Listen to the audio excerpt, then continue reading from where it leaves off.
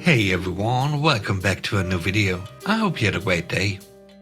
Let's take a look at some new r/malicious compliance stories, shall we? The first story is called "If you don't like it, you can leave." Around 2007, I was in the process of changing my full-time job, retail, to banking. I also had a part-time job in a village pub. Every weekend we would have live music acts on. Some were good, others not so much.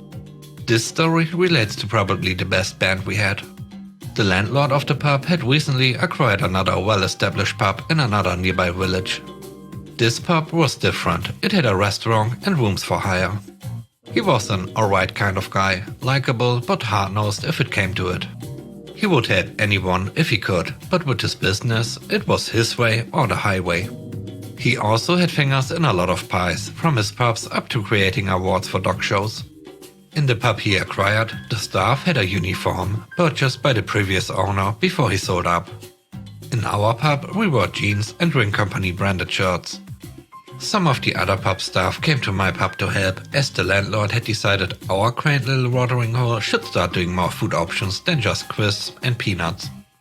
We had a new kitchen fitted and a menu drawn up. Rumors went about that we would be getting a uniform so that we fit in with the new restaurant feel of the pub. The issue was that we did our own cleaning after our shifts, whereas the other pub had a professional cleaning crew come in every weekend. Our cleaning entailed bleach mopping the floors as well as the toilets. We didn't care usually, part of the job and all that jazz, because the landlord sourced us seemingly endless supplies of shirts. But for the new one we would have to supply ourselves. And the uniform was black suits for us men, white shirts and black ties, dress shoes obviously. And for the ladies, black shirts and white blouses. My problem was that the 4 suits that I owned were all high-end and weren't cheap. I asked if we were seriously being asked to wear these kinds of things and to supply them ourselves. We were. He didn't mention when this would be starting, but that it would be soon. I asked if he could supply at least a very cheap pair of black trousers and a shirt, as we would still be doing the cleaning at the end of our shift. His response was a flat-out no.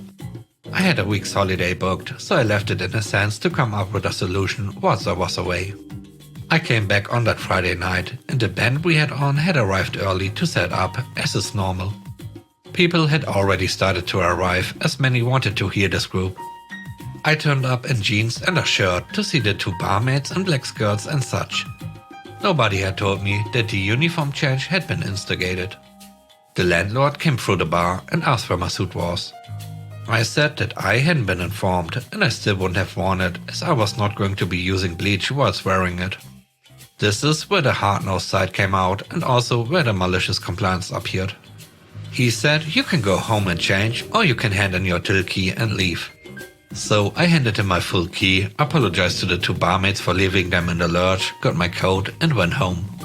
Sometime later that evening I was back in the pub, but this time with a few mates, listening to an awesome night of rock cover versions of classic feel-good songs. The best part was seeing the landlord behind the bar, trying to cope with a full 40-feet bar, 3 customers deep. He was supposed to have been taking his wife and daughter out to a new restaurant in the next big town that had opened. He had to cancel his plans and work. I felt sorry for the ladies I left there to work, but I did get a huge kick out of seeing him work. I stayed until closing time, and then as they started to clean, I left. The cherry on top? When I came back in, I was wearing one of my suits. I loved that job, and as it turns out, I left at the right time. He sold that pub within a year as business tanked. Our village, as it turns out, did not want a restaurant. They were quite happy with their quaint little out-of-the-way watering home, just as it was. The next story is called Changing Rules. I work at a very popular pizza chain. Today my manager told me that instead of not answering the phone due to us not being open, I now have to answer it. I should put their orders in as a timed order, along with not telling them that it wouldn't be ready for pickup until 11. I guess he's after more sales, I don't know. Cue malicious compliance. We happened to get a lot of calls. By the time it was about 10:45, I had 10 orders in and the first customer arrived. The issue was that by company policy and rules we cannot unlock the doors until 11 or when we were supposed to be open. We can send deliveries out early, yet we cannot open carry-out early.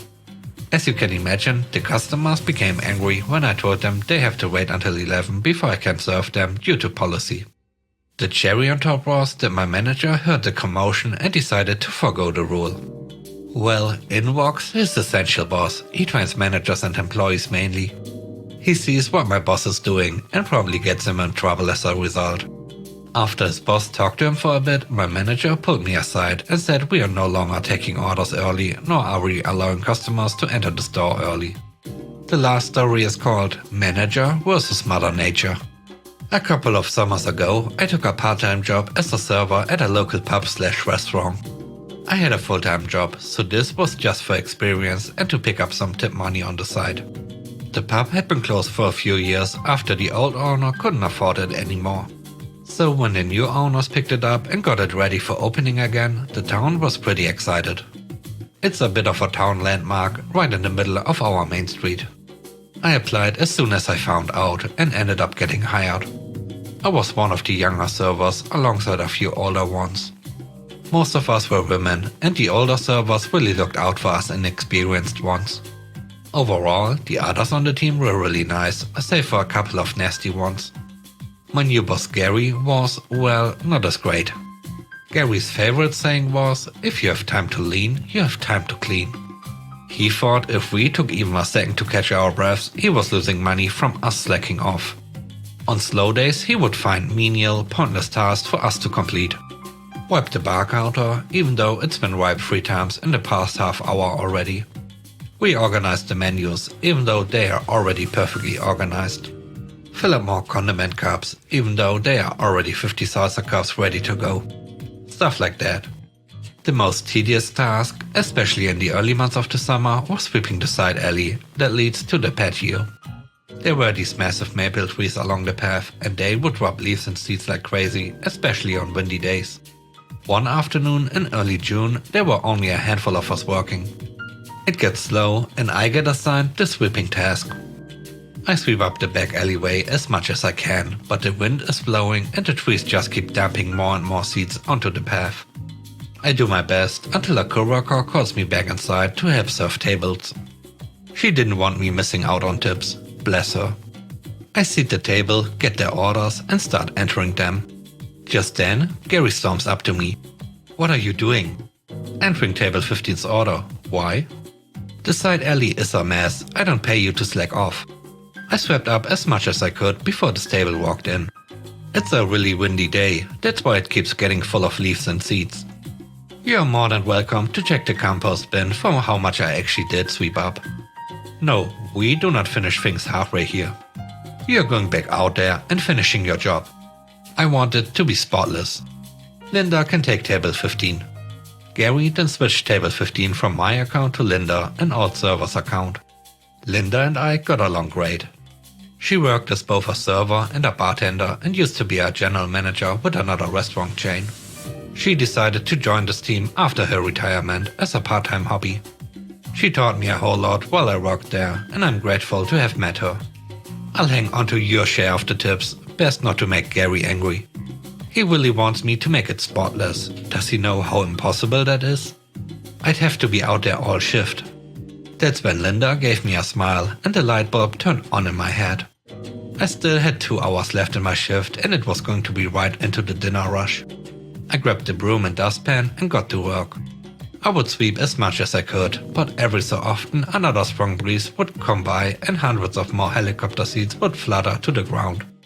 I kept going. At this point it started to get busier. A lineup soon began to form out the door.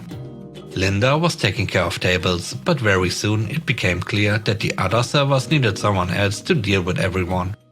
Linda let them know what was up, and most of them, who tolerated Gary at best and hated him at worst, understood. I kept on sweeping. Like Sisyphus and the boulder, the task was never ending. I scooped up pile after pile after pile of leaves and seeds, to no avail. After 45 minutes or so, the side door opened suddenly to reveal a red-faced Gary. Why aren't you in there serving customers? I gesture at the alleyway. As if the gods themselves had heard the malicious compliance brewing, another strong breeze shook more seeds onto the partially cleared alley right in front of Gary's face. The look on his face was priceless. He told me in a quieter voice to get back inside and start taking orders. I handed the broom off to him and he began to sweep and sweep and sweep. The other servers and I had a good laugh about it inside and I managed to make decent tips that night. Gary realized he couldn't exactly fire me for following his orders perfectly and ended up being more relaxed about the side alley. No one really cares about some leaves and seeds on the ground so long as they are not obstructing anyone. I ended up working there for the rest of the summer before quitting. I hear the pub had been passed on to new owners after Gary's disorganization got the better of him. During my next shift I found a broken broom in the garbage. I'd like to think it was the work of Gary, red in the face and exhausted from battling against Mother Nature. Thanks for watching the video. I hope you enjoyed it. I hope you have a great day. Bye bye.